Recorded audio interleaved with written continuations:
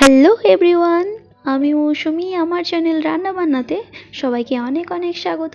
সবার অনেক ভালোবাসা আর আশীর্বাদ নিয়ে আজকে আমার ভিডিওটা আমি স্টার্ট করছি। তো আজ আমি বানিয়েছিলাম কাঁচকলার কোফতা কারি। তো আমি আমার মতো করে ট্রাই করেছি। এটা সম্পূর্ণ আমিষভাবে করেছি, নিরামিষ নয়। আমার রান্না আমি আমার মতো চেষ্টা করি সব কিছু সবসময় সহজভাবে করার। তো ভিডিওটা দেখতে থাকো আর সঙ্গে থাকো।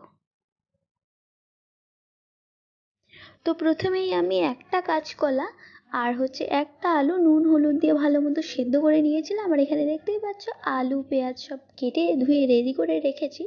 তো প্রথমে আমি কলাগুলো ছাড়িয়ে নিচ্ছি, আর সাইডে দেখতেই পাচ্ছ এখানে কাঁচা লঙ্কা কুচি আর পেঁয়াজ কুচি রেখেছি। তো আমি সবগুলো দিয়ে মাখবো, সেজন্য একসাথেই রেখে দিয়েছি। তো কলা আর আলুটা ছেড়ে নিয়ে ভালো মতো ম্যাশ করে নেব। এরপরে দেখতেই পাচ্ছ লঙ্কা কুচি আর পেঁয়াজ কুচি দিয়ে হালকা ভালো মতো ডলে ডলে, যাতে কোনো দানা না থাকে, মেখে নিয়েছি। এরপরে দিয়ে দিলাম একটুখানি হলুদ, একটুখানি নুন একটু সামান্য কমই দিচ্ছি, কারণ আমি আগে নুন দিয়ে সেদ্ধ করেছি। আর দিয়ে দিলাম বেসন। তো তোমরা তোমাদের প্রয়োজন মতো বেসনটা দিয়ে নিও, কারণ আমার কম হয়েছিল প্রথমে, পরে আমি আরেক চামচ অ্যাড করেছি। তো এটা আমার মোটামুটি মাখা হয়ে গেছে। তো সাইডে আমি একটু সর্ষের তেল নিয়ে নিচ্ছি। তো এটা যদি তোমরা নিরামিষভাবে করো, এটা সাইডে তোমরা ঘি দিয়ে ভালো মতো ঘি দিলে ভালো হয়। তো আমি ঘিটা দিচ্ছি না, সর্ষের তেল দিয়েই করছি, যেহেতু আমিষভাবে করছি। তো তারপরে দেখতেই পাচ্ছ এখানে গোল গোল করে চ্যাপ্টা চ্যাপ্টা করে বড়ার মতো বানিয়ে নিলাম। এটাকে আমি এখন তেলের মধ্যে ভেজে নেব। তো কড়াতে দিয়ে দিচ্ছি সর্ষের তেল। তোমরা রিফাইন তেলেও ভাজতে পারো, ঘিও ভাজতে পারো, তোমাদের যেটা ভালো লাগে তো তোমরা সেটা দিয়ে ভেজে নিতে পারো। তো তারপরে দেখতেই পাচ্ছ তেল দিয়ে দিয়েছি, হাত দিয়ে দেখলাম তেলটা গরম হয়েছে। তারপরে একটা একটা করে বড়াগুলো আমি দিয়ে দিচ্ছি, কোফতাগুলো। এগুলোকে আমি হালকা আঁচে ভালো মতো লাল লাল করে দুপিঠ ভেজে নেব।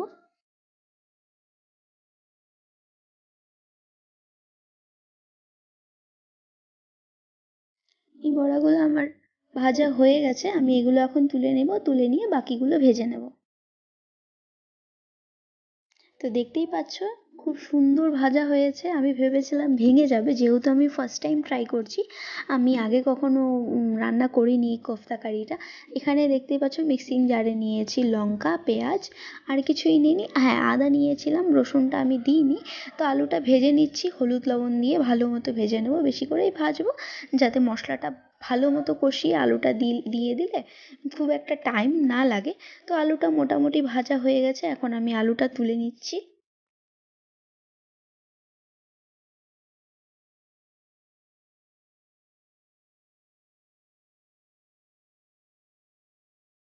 এরপরে আমি যে ওই কড়াইটাতে আরেকটু তেল দিয়ে দিলাম, সামান্য একটু চিনি দিয়ে দিলাম।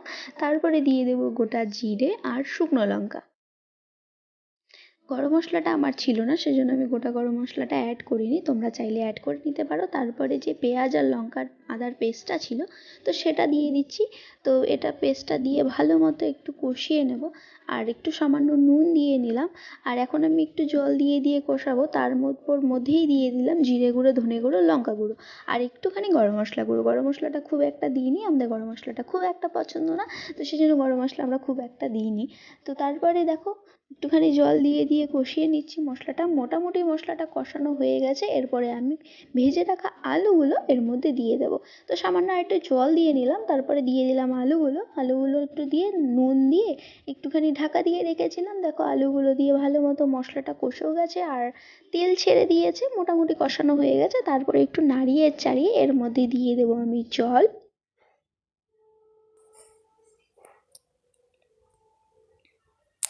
দেখো যে পরিমাণ মতো জল দিয়ে দিলাম, এরপরে ঢাকা দিয়ে দেবো।